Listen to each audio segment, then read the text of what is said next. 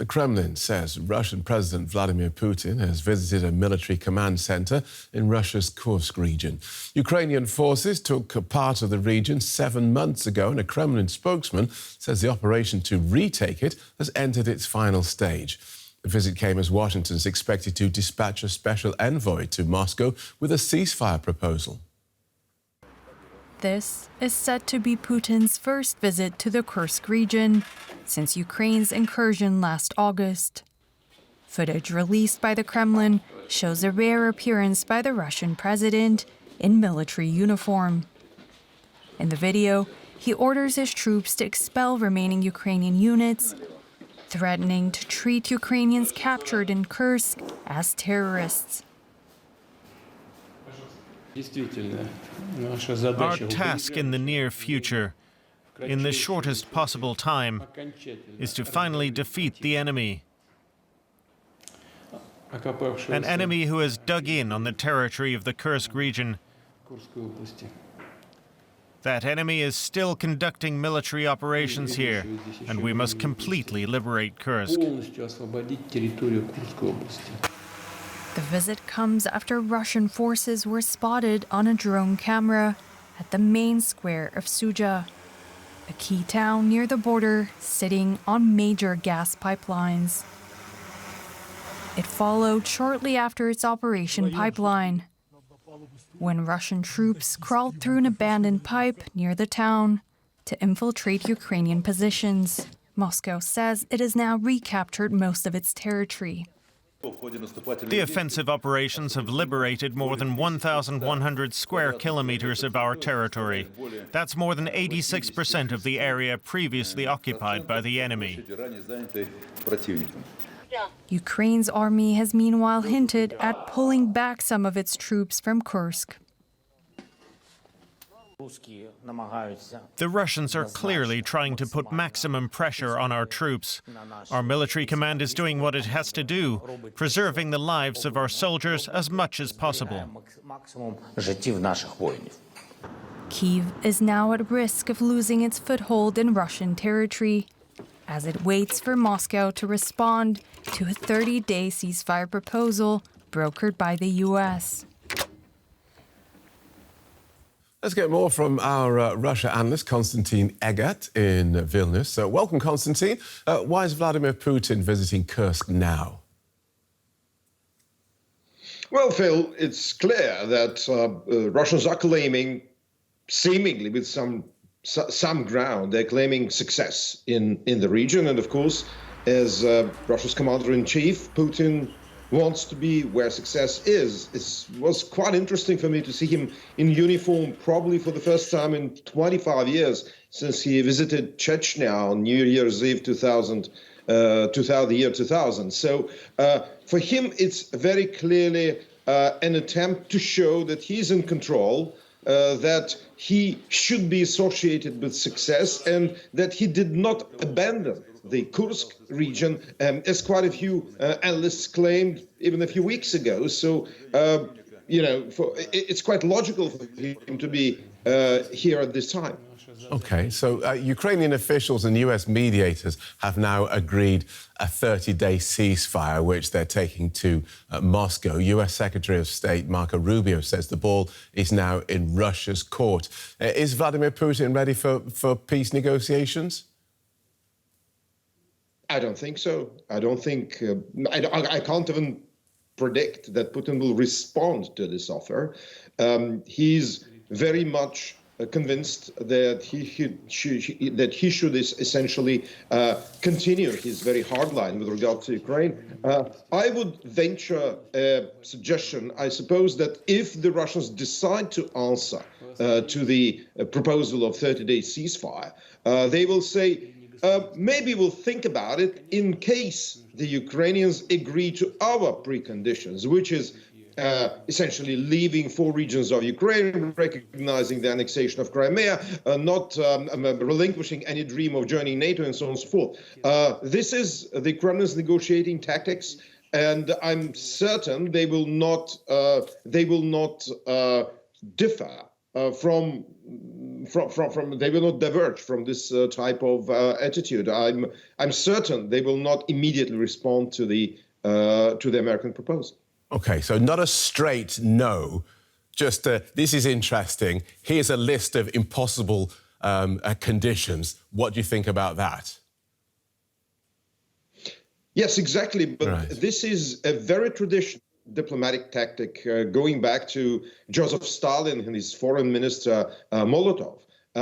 It's in Russian diplomatic parlance, it's called заявительная позиция, stated position. You state something that is non-negotiable in your view, and you stick to this position for as long as you can, wearing down your opponent, which may mean eventually that the opponent will accept at least some of the conditions. And with the U.S. moves recently, looking very much like pressuring only Ukraine and not Russia, Putin, I think, has certain grounds to think that this type of position will work for him. Maybe he's mistaken. If he's mistaken big time. But I'm certain that they will not basically move away from this diplomatic tactic. And actually, what we've seen the Foreign Minister Lavrov saying in the last few days just proves that Russians didn't change their view of how to treat Ukraine.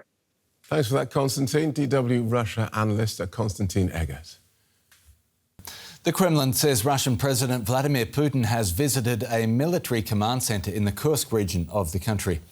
In the video released by the Russian government, Putin can be seen greeting army generals. An area within Kursk is currently under Ukrainian control after its military pushed into the region last year.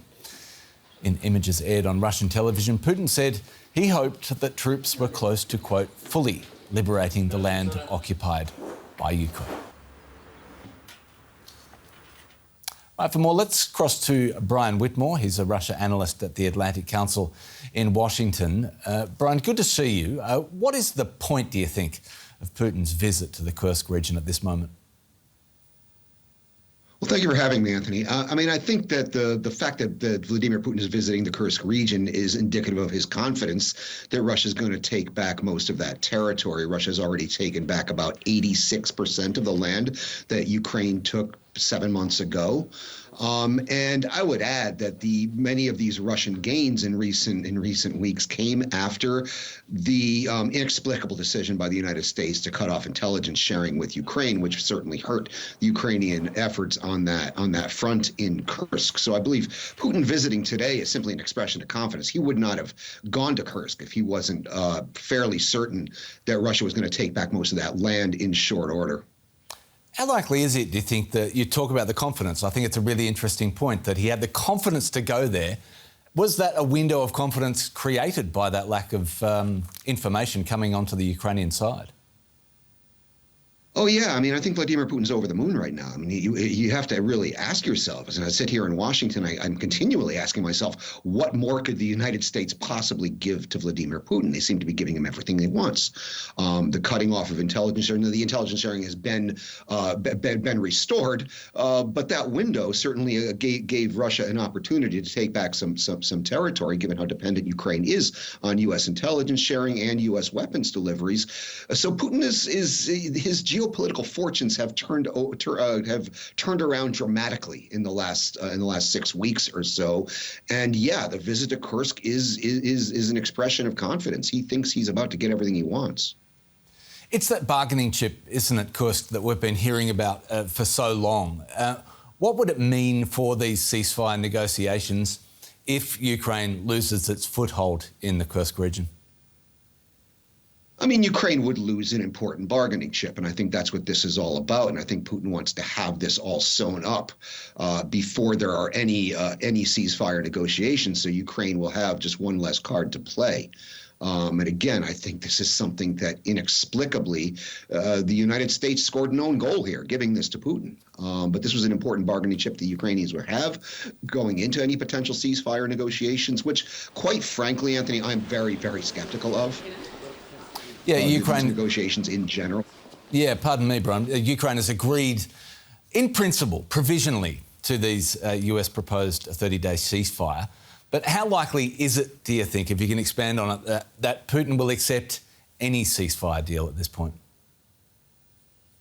Well, see, Putin does not want peace in Ukraine. Putin wants to take over Ukraine. And this is a problem I've always had with these negotiations, because what are we negotiating over? Ukraine wants to be a free, independent, democratic, and European country, and Russia wants to take over Ukraine and turn it into a kleptocratic autocracy like Russia. There isn't really much room to negotiate between those two things. What can be potentially negotiated here is a temporary ceasefire, which is what the Ukrainians agreed to.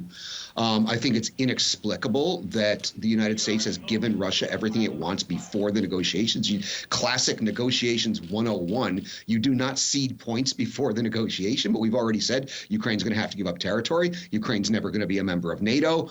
This is kind of giving Russia all of what it wants, and nothing whatsoever has been asked of Russia in this. So one has to wonder, what kind of a negotiation is this? Is this kind of a preparation for capitulation, or is this an actual negotiation? Because I don't see what is being negotiated about. Now, yes, Ukraine's in a very difficult position right now, specifically after the spectacle in the Oval Office last week, and Ukraine acceded to the U.S. proposal for a 30-day ceasefire. This is for long-range bombardments, though. This is not the front. The fighting at the front will continue, and the front is largely static. And Anthony, what I think is really tragic right now is that we are throwing Russia a lifeline at the worst possible time. The Russian economy is in dire, dire straits. And many economists are predicting a crash this year, which is going to inhibit Russia's ability to continue to wage this war of aggression. They're financing the war off books, according to several reports and several economists. And this is just not sustainable. And it is at that point where we decide to throw Russia a lifeline, which is it's a real head scratcher for me. Analytically, it's really just hard for me to wrap my analytical brain around this, unless one assumes, and I really don't want to assume, that the United States is switching sides in this war. Brian Whitmore from the Atlantic Council, thanks so much for your input. Really appreciate it.